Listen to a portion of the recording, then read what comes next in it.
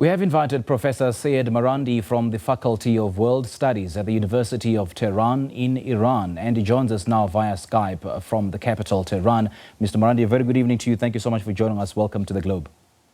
Thank you. Now, the United States claims that Iran wants to extort the international community into accepting its violence. Your thoughts, what's your analysis of the current situation unfolding?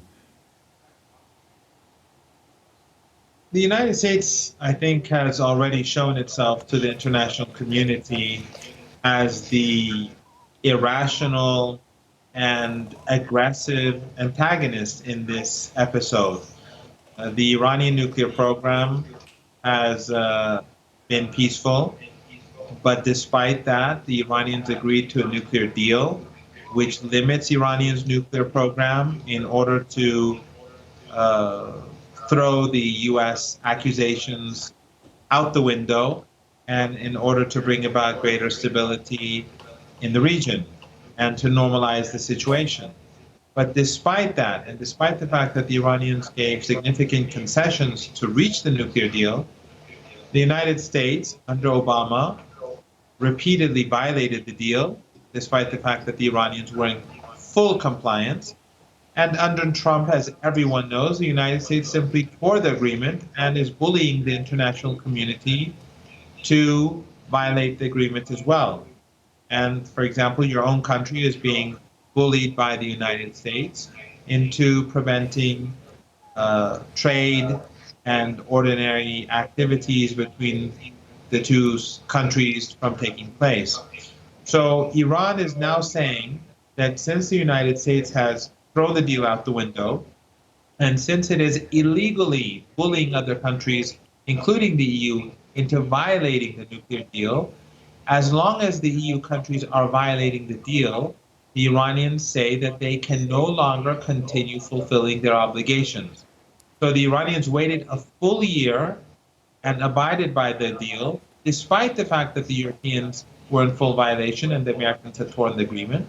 But after a year, the Iranians began to gradually decrease their commitments to the deal, to put pressure on the Europeans to start abiding by their obligations. So obviously, it's the Iranians who are and who have been abiding by their obligations. And even now that the Iranians are decreasing their commitments, they're still abiding by most of the agreement.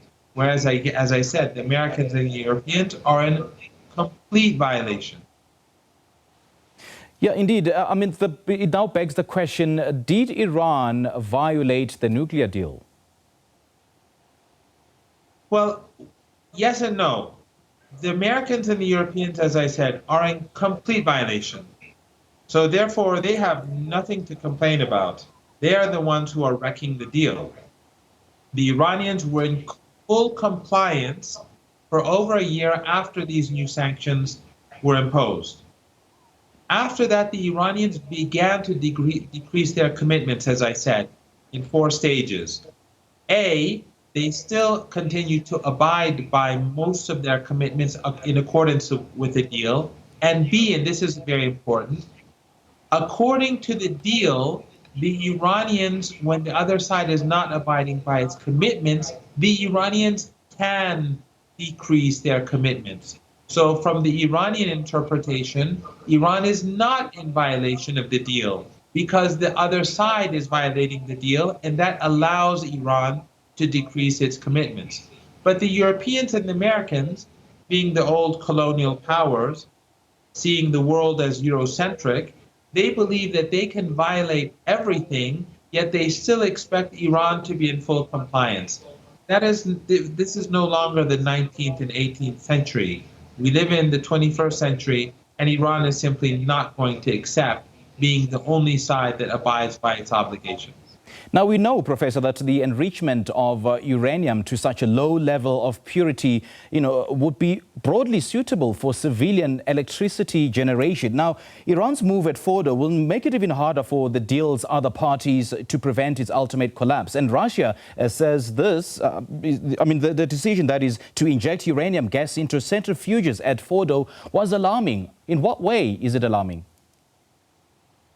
Well, the Russians have so far, and so have the Chinese, they have repeatedly said that we understand Iran's position.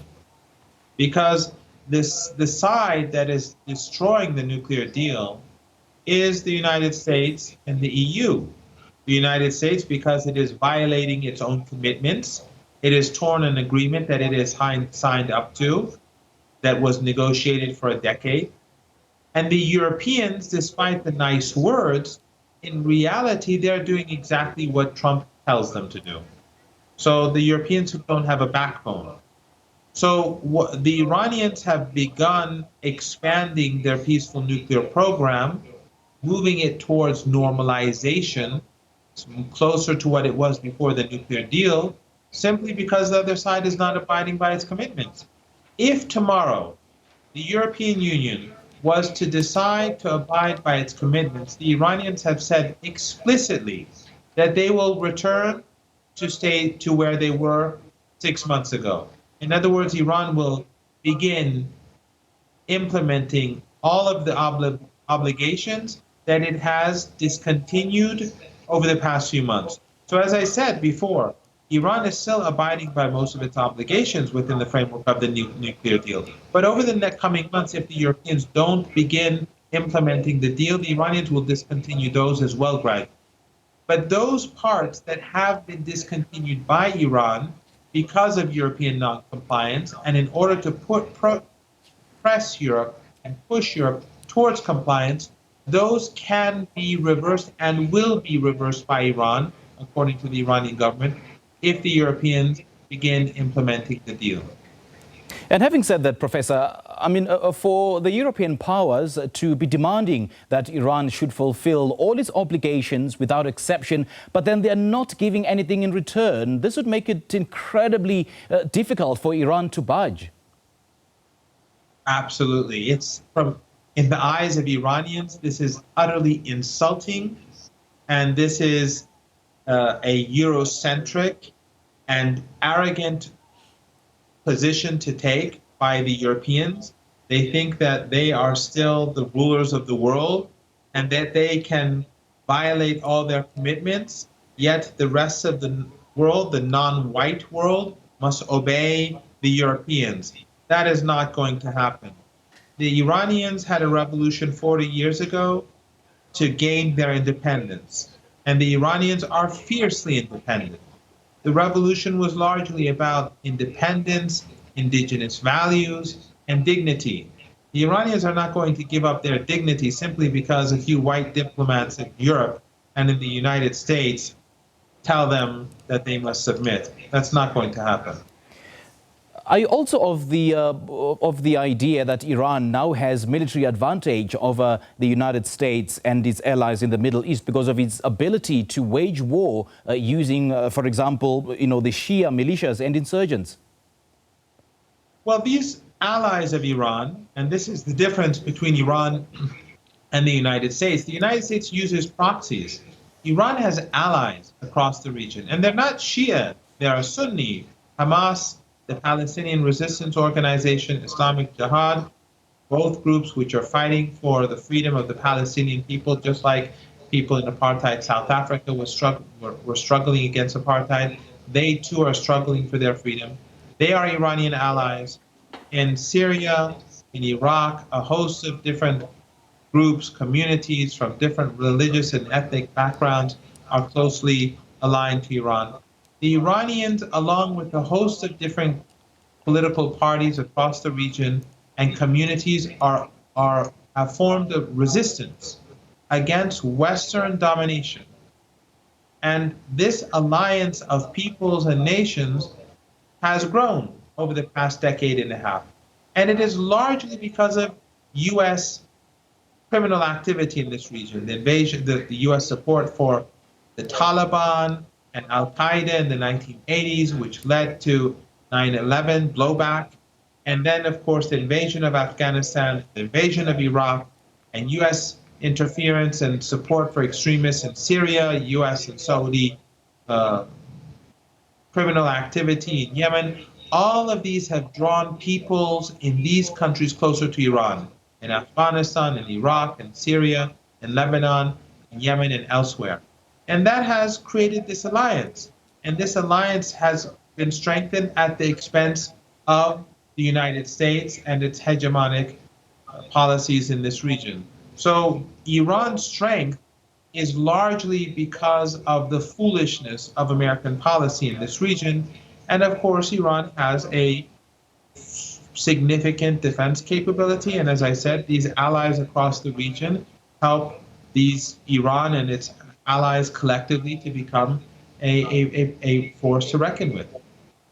Now, despite all the sanctions that Washington has imposed on Iran, I mean, it now begs the question, why has Iran met little or no international resistance at all for its strategy, looking at the fact that Iran is now facing fresh challenges from anti-Iranian nationalists in some of the countries which it wields enormous influence? Well, I think that when we look at things more closely, the propaganda that we see in the West about Iran and about Iraq and Lebanon has largely turned out to be, as usual, an exaggeration. The Americans, the Saudis, the Emiratis, the Israelis want to undermine Lebanon. They want to undermine Iraq, just as they wanted to undermine Syria, just as they wanted to undermine Yemen. But if the people of Iraq, Iraq has democratic elections, and so does Lebanon. These are the only two democracies in the Arab world. Their leaders that have been elected have good relations with Iran. In fact, I was in Iraq just 3 weeks ago, for a whole week for the Karbala walk that is becoming famous across the world now. And during 3 million Iranians were there during that ceremony. There was no conflict between Iranians and Iraqis. Everything passed off peacefully. There was no antagonism. There was no violence. So I would say that a lot of what we're hearing from the Western media is exaggerated. But of course, Saudi media, Emirati media, and American Arabic media, they are trying to fuel tension between Iranians and Iraqis, Lebanese and Iranians. But we do see that stability in Iraq has, to a degree, returned, which is, as I said, a democratically elected. It has a democratically elected government. And the same is true with Lebanon.